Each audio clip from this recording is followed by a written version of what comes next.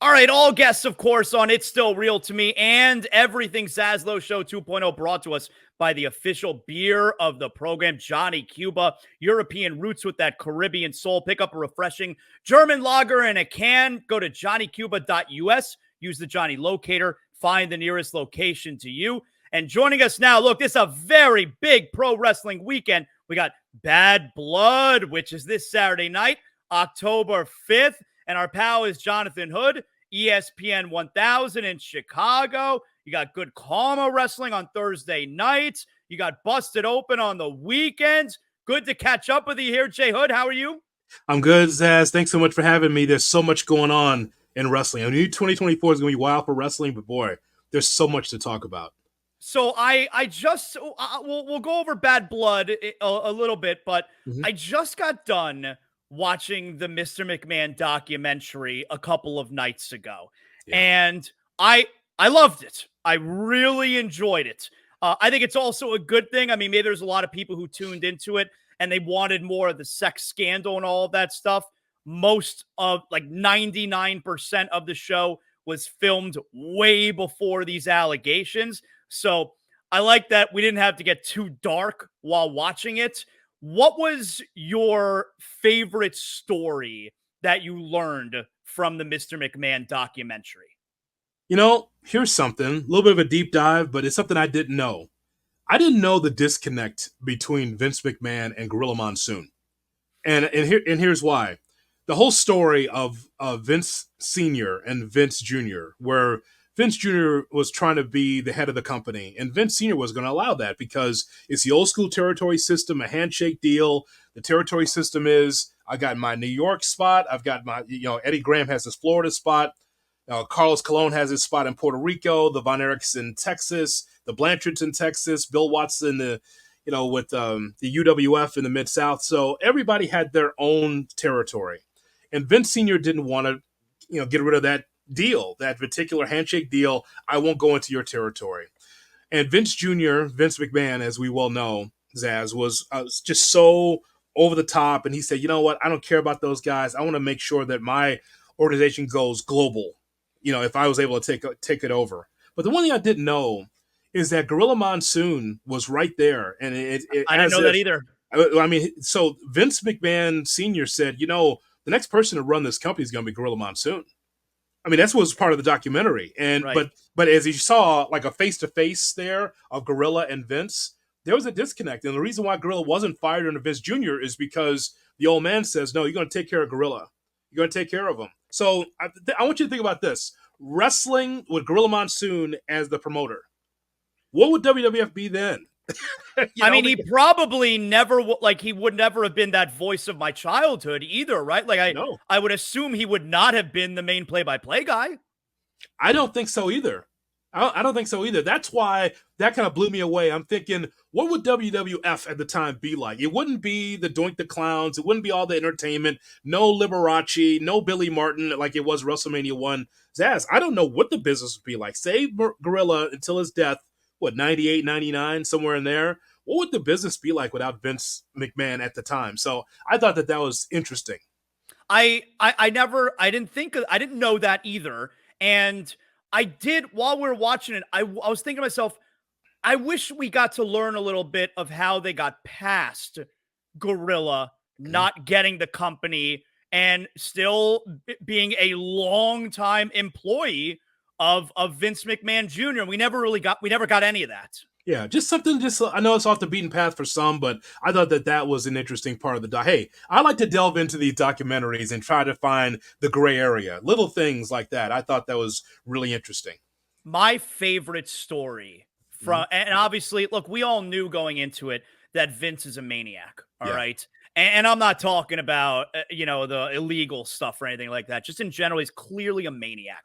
But my favorite story was Vince proposing the idea to Stephanie to have the wedding to Triple H broadcast, the real wedding broadcast on pay per view. Obviously, Stephanie says no. And Vince was mad. And as a result, he decided to book a street fight, Mr. McMahon versus his daughter, 6 days before the wedding, her a lesson and throw her around the ring. That's batshit, J Hood. It is, and it just shows you what kind of maniac he is. Here's the bottom line, Zaz. The bottom line is that when it comes to Vince McMahon and Mr. McMahon, it's the same guy. Let's just not BS the audience. We know that there's the same guy. I know that Vince sat there and was thinking, well, people think that's, that's really me, but it's really a character. No, it's you. And there were some guys that were there on the documentary to kind of back that up, including Bruce Pritchard, who's a huge WWE and McMahon apologist. It's what he is because he's been with Vince for years. So he's never going to break bad on Vince. But it's the same guy. But you know what, John, and that's really scary, though, because think about some of those bad skits and him making out with women in front of his wife and all that stuff. This is who Vince is. It's the same person. I know that he'll say, well, it's a character, pal. I'm over here. No, you're the same guy.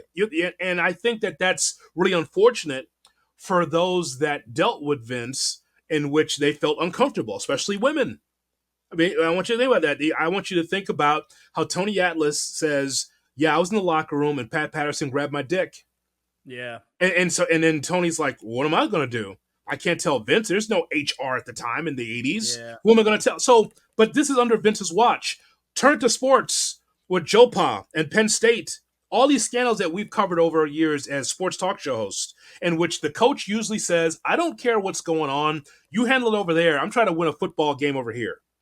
I mean, it's the same thing. The Blackhawks scandal with Kyle Beach. Same thing. The coaching staff and everyone else said, I'm just trying to win a Stanley Cup over here. You handle that over there. I don't want anything about it. Same thing with Vince. That's what makes it scary. Zaz is like, some of these things, these scandals are right in front of him, and he did nothing about it. I was disappointed that Vince couldn't see the difference between him complaining about Eric Bischoff and WCW poaching his stars and him doing the exact same thing to the territories before WrestleMania. He actually thought those were two different things. He tried to explain it, and he explained it poorly. Because I think actually he came to a consensus talking through it, and it's like, yeah, I'm a hypocrite. I mean, just saying like, yeah, because here's the thing about Vince. There's a lot of things I can't stand about him right now, but even back then was, well, we're just this really small business, and I can't believe that Ted Turner's trying to take down our small business. We're a family. We're a family business. Family business. Meanwhile, I'm in Chicago. AWA is being picked apart. No Gene Okerlund. No Jesse Ventura. No Hulk Hogan. Tito Santana. All these guys that built the AWA. You know what happened? Vince took that organization apart. Same thing in Mid-South, same thing in Memphis, wherever you can find, and same thing in NWA. Anytime you can find talent, he was just paying them more, and those people left because of the big, high, mighty dollar, just to cripple those territories. Meanwhile, even with AEW today, AEW is trying to be a challenger brand. And even Triple H at times will come across like Vince saying, oh, well, we're just trying to get through. I don't know why they're trying to go after our talent. Come on, man. Come on. I mean, it's just, it permeates through that whole company where you feel like you're the big brand and so you get to poach talent, but nobody else can. Right. That's hypocritical right there. Why do you think he even agreed to do the doc in the first place? Because he's never done interviews on himself. I mean, you saw the one-on-one sit-downs with Costas, with Armin Katayan, even when he went on Phil Donahue, but those were essentially to defend himself or defend the WWF based on something that happened. We've never seen him in this type of format. Why do you think he even agreed to it? I don't know. I could easily give you the answer, Ego, but he's never done it before. He's been in like Playboy. You saw the quote from Playboy, where he's brazenly telling you like, yeah, I cheated on my wife. And just what is just again mind-boggling, just wide open with it. Like, yeah, I cheated on my wife. That's what I do right now. As I sit here, I'm thinking about sex. Those kind of things. Like, that's just crazy. Third brain. I don't know, Zaz, why he decided to do this but I will say this: for some of the questions that were asked, most of the questions asked, his recall is pretty good. You may not like the opinion, but I'm glad that he did. I'm glad he did because he checked some boxes. Some of the things that we have heard about, rumor and innuendo about wrestling, the boxes were checked. Hogan saying that, yes, I made sure that Jesse Ventura didn't start a union. I've heard that for years from Jesse's standpoint. You've seen this in interviews, but Hogan's like, yeah, I stooged off on him. Like Hogan's the biggest stooge in the business. He's always been a heel, by the way. I know that you probably had the yellow and the red when you were a kid, going around, a cup in the ear. I know young Zaz was doing that. I know you were. But you know what? He's always been a heel. Always has been a heel. You didn't know it. He was a heel. And Randy Savage was right. Bobby Heenan was right. He's an asshole. you didn't know that, but now you know. Well, it's so good when you go back and you think about it. Hogan wrestled like a heel, even when he was in the yellow and red. He loved the eye gouge. He would take the chair, and when the referee is not watching. I mean, heck, how he helped Macho win the title at WrestleMania 4. He hits DiBiase with the steel chair. Like, Hogan absolutely, even after he got screwed when Andre won the title on Saturday Night's Main Event, Hogan picks up Dave Hebner and he body slams him out of the ring. He's beating up a referee. Like, Hogan, you're right. He was a big-time heel. We just never knew it. Yeah, I think they all said that. And especially the back, because he's such a big stooge for Vince. Anything that he knew, he would tell Vince and the office. And by the way, he had every right to do that. That's fine. I mean, he's the heavyweight champion. But I think that the thing that resonates with me the most, Zaz, is this. Whether it's people I work with on Busted Open that wrestle, whether it's these former wrestlers that podcast now, it's hard for them to break bad on Vince. It's hard for them to say it's wrong. Like, Tony Atlas is like the MVP of the whole thing. He doesn't give a damn. He'll tell you everything, right? Even John Cena, like, they're asking what's Vince's legacy going to be, and Cena said, I'm the wrong person to ask that. Because Cena wants to say, I love him, and I'm always going to love him. You see that? See, they can't, because all these guys, anybody you could think of that as a podcast that worked for Vince, it's hard for them to say he was wrong. Because all they think about is, you know what, when I was with Vince, he talked to me about my matches. He made me a millionaire. I got generational wealth. I was able to travel the world all because of Vince. But here's the thing. Wrong is wrong. Wrong is wrong. And that's it. If you felt like him, the allegations with him, with women, the former referee, Rita Chatterton, or Ashley Massaro, or whoever else he was dealing with, if you feel that was wrong, you got to call it out. You can still be the millionaire and still respect Vince, the person that you work with. But this person over here that's accused of all these things, you have to call out and say it's wrong. I'll tell you, we're people like you and me, we're at the point where we're never going to learn anything new about it. But I never get tired of hearing testimonial about the Montreal Screwjob. Yeah. Any TV program, any documentary that gives us testimonial and takes us back to that time, I love it every single time. Yes, but do we come to find out in the documentary? And I saw this in the magazines as a kid, and then I saw video evidence of it as well. I mean, Wendy Richter was Bret Hart. It started with her. She's like, I'm not giving, and I don't know why she thought, if that is the real story, if she felt like she couldn't give up the championship. I know the Rock and Wrestling Connection, they did a great job of explaining that and why that was so big for the company. And that's Vince's vision. That's the good Vince. He's saying, let's get it out of the wrestling. Let's try to get more people involved in what we do so we can have a big party. The Wendy Richter's being aligned with Cyndi Lauper and all that. Yep. That's great. The Rock and Wrestling Connection, wrestling on MTV. Can you believe that? I mean, it's great. It was great at the time.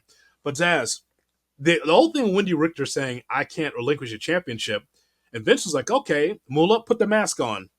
Yep. And so then told the referee, all right, when she rolls her up, cinch it tight. Doesn't matter if she kicks out or not. It's a 3 count. Just get him in the ring. As long as you get him in the ring, get him in the ring. That's the Vince Sr. thought. We learned that also the documentary.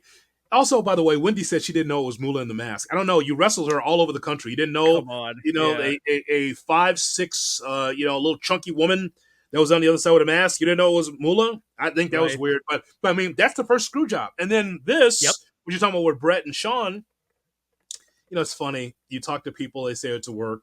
Some people say that it really happened. Either way, it's just one of the bigger things that we've ever seen in our wrestling fandom. Reliving the Owen Hart stuff was rough.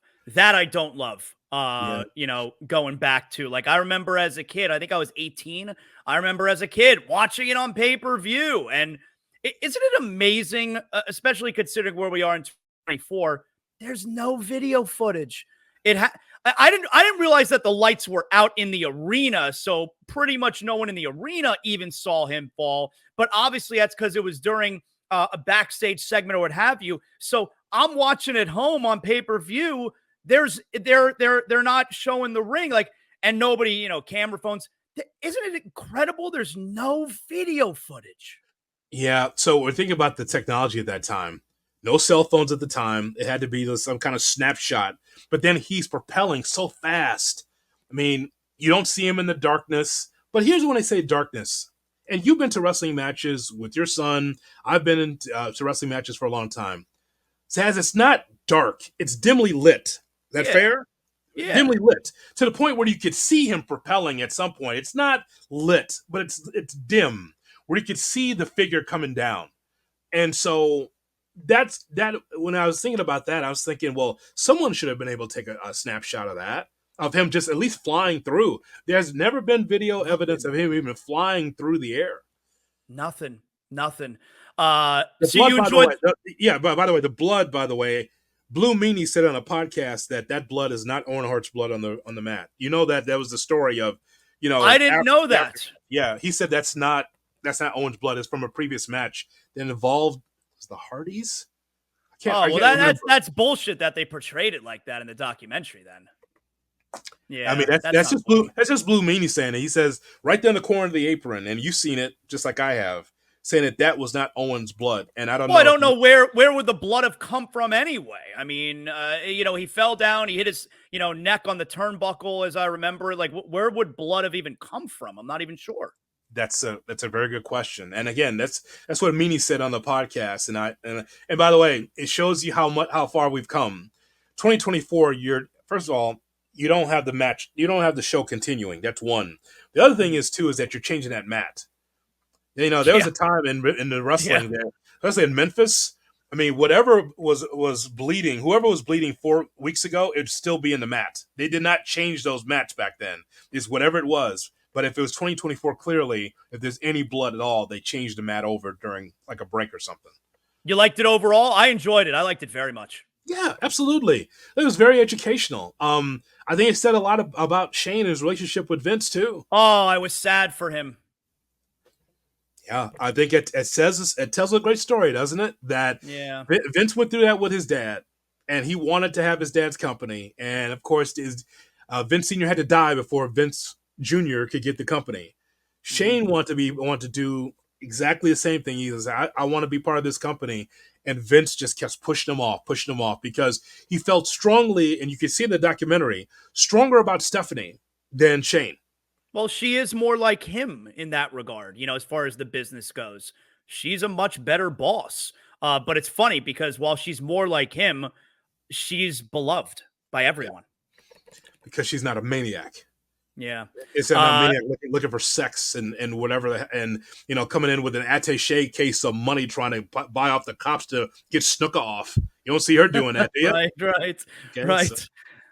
This Saturday night, let me ask you a couple things about Bad Blood. I'm very into this show this Saturday night. Let me ask you first about Punk and McIntyre. McIntyre's got to win this blow-off, right? I think so, and I would prefer that to be the main event of Bad Blood. It's the hottest thing going right now. Well, I think it should be. I mean, it's a Hell in a Cell, and it's supposed to be the blow-off. I don't know if it will be, though, because I still want more. This has become, to me, Zags, the Chicken and Peter Griffin in Family Guy. It'll never be over. They just fight all the time. And that's exactly what we're seeing with these two. I would imagine McIntyre will win this thing, but I think it should be the main event. It's hotter than the Bloodline because the Bloodline is still getting ready for when Rock comes in and when Roman's full-time and what's going to happen with Jey Uso over here and more Polynesian wrestlers coming up from out of nowhere. So, to me, it's the hottest thing in the business for WWE. I think it should be last. I think it is going to be the blow-off because with Seth Rollins returning, we now have to get to that next program where Seth is going to either finally have the feud with Punk, which maybe you wait a little bit because I think we want that for WrestleMania, right? Or it's Seth having the feud with McIntyre. So it probably is the blow-off then, right? I think so. Unless there's something else. Because usually the old school is if there's a cage match or Hell in a Cell, that's supposed Yeah, to be that's the it. end. That's it. Because after that, I don't know what else they can do. I mean, they clearly don't like each other. And this has just been a great build. This is like the feud of Love the it. year right now. It's been great. So I think McIntyre is going to win, I believe. Love it. What do we expect with the tag team match? All right, Roman and Cody against the Bloodline.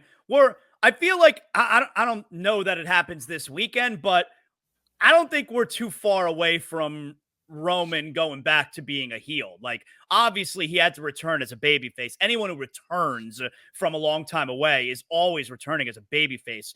But I don't think we're long for this. I think he goes back to being heel rather soon. What do you You know, think? here's what's interesting. The way he comes across on the microphone, he hasn't changed. He's the Well, same he guy. said that. He said, I haven't changed. Remember this a couple weeks ago when he cut that promo, he made a point to saying, nothing's changed. I have not changed. I think that's purposeful. I think that makes sense because watching his promos, he hasn't been out there very often, but when he speaks, it's the same guy. Yep. When they had the face to face at Georgia Tech, he and Cody Rhodes, it was the same Roman Reigns. Nothing really changed there. I always think for both guys, for Cody and for Roman, the only way that they can continue to succeed is if they have allies. Right now, Roman has no allies. He's got nobody. If he goes back to the bloodline, to what about Solo Sikoa? What about the Guerrillas of Destiny? What about Jacob Fatu? Out of all of this, what is interesting is that this tag team match is going to be a banger. It's going to be great. But ultimately, the underbelly of all of it, Zaz, is that everyone wants to see Jacob Fatu against Roman Reigns. Yeah. Everybody wants to see it because Jacob Fatu is dangerous. And I know that Cody's the heavyweight champion and all that, but it's just it's interesting that people are very intrigued by Jacob Fatu. I would imagine Cody goes over. I think he's going to be the one to build the house because, his family has been part of Atlanta wrestling for a long time. And so I would imagine that they win, Cody and Roman, but I think it's going to be fascinating. But ultimately, I'm looking forward to Jacob Fatu having a great outing. While Roman is busy feuding with the Bloodline for the next couple months, probably building into Survivor Series War Games, Cody's next big feud is KO, right? I believe so. You can see the turn happening very slowly with KO. It's funny because you just turned Miz, so you're going to turn KO now. I look forward to seeing that, and that just becomes a contenders match. Now, KO turning heel. How long does he stay with the company? Is there a new contract that he signed? Because he's a free agent pretty soon here. Oh, okay. Is this the end, or is this going to be the dawning of something new with a new contract? We got to keep our eyes on that. I think AJ and KO are up contract wise that they're looking to get re-signed. So that's I think it's fascinating. And with SmackDown with KO, they really need to bolster that roster. Raw is very interesting, but SmackDown's a little lean. What do you make of Joe Tessitore so far? I think he's been excellent. He's been great. And you know why he's been great? Because he's not produced by Vince McMahon. That's why he knows the product. I remember I was at Royal Rumble with my son this past January in St. Pete. Joe Tess walked right by me. He was in the crowd enjoying the show. He's a fan. Oh wow, I didn't know that. Yeah. I think that's cool. I think that he's hit all the high notes. Think about Jey Uso winning the IC championship. And what Joe a final call. That was a great call by Joe Test. Oh, my God. He's been there for a decade, right? And so I'm just glad that he's able to be himself. You know how it works in WWE? When Jim Ross is in there and when Jim Ross is out, Michael Cole wasn't Jim Ross enough. When Michael Cole's out and you have whatever litany of different broadcasters that's done play-by-play, you're not Michael Cole enough. What I like is that Joe Test can be himself. I think that he's excellent, comes across as a fan. And, you and I have enjoyed him doing college sports for a long time. And so for him to be able to move right into the wrestling realm and know the moves, hold on a second now, knows the moves, knows the storyline, just like, this guy's got it. He's not struggling at all. It's great. Yep. He's a fan. That's why it's going to work. Lastly here, Nia Jax, obviously the seeds are planted with Tiffy Time turning and taking the belt from her. I think that means Nia definitely retains against Bayley. Does Tiffany cash in this weekend? I think they gave us a little. I think they're dangling the carrots. I don't think it happens this weekend, but it's coming. She's gonna try. I think she's gonna try. I like the Nia Jax that we see right now. You Me know, too. she's really in her bag right now as a performer. Great heel. Great Yeah, heel. she's been great. She's been great. I mean, it took a while. That just shows you, man, you don't get it sonically. You don't just get to, it wasn't like she was going practice matches. When she went through a tough time trying to get the rhythm of the business, not hurting people, all that. But I think that she's been great. I think that just that whole carrot on the stick with Tiffy time. See, I think she's going to try to cash in, and that friendship is waning. I think that's a great story, and that's what WWE does, giving you great stories leading into banger matches. I mean, are we going to get? I mean, clearly Tiffany is going to win the title here at some point. Yes. I mean, are we like we're headed in a direction, either Royal Rumble or WrestleMania, of Tiffany and Charlotte Flair, right? I believe so. Charlotte Flair has been so good, been very quiet. Been very quiet, but two athletic women out there doing what they do best. I think that's great. I think Tiffy she has it too. She is a consummate heel, just more seasoning. Could you imagine? Man, she is just going to be one of these must see WWE stars for sure. Yep, big star. Jay Hood, excellent job as always. Tell everybody, obviously ESPN 1000, but all your wrestling content. Tell everybody how they can hear you. Absolutely. Good Karma Wrestling is on every Thursday at 7 p.m. Eastern. We're on YouTube and also wherever you get your podcast. We've had some great guests lately. We talked to Cody Rhodes last week, talked to Shawn Michaels, Jada Parker from NXT. So we're really getting some great conversation and always have fun there. And, of course, Busted Open, the #1 wrestling show and podcast in the world. Just blessed to be on there, just getting a piece. I'm getting just a taste. You see this ad? Just a taste. Being on Sundays, right. Just a taste. I'll just get a taste. I don't need a taste. Got a little taste. And I'm on there every Sunday morning with Justin LaBar. We have a fun time doing that show as well. So, I got the best of both worlds. I got Good Karma Wrestling, got Busted Open. Hope people get a chance to check it out. Keep up the great work. Excellent job. Appreciate you stopping by as always. Thanks, Jonathan. Anytime, man. Thank you.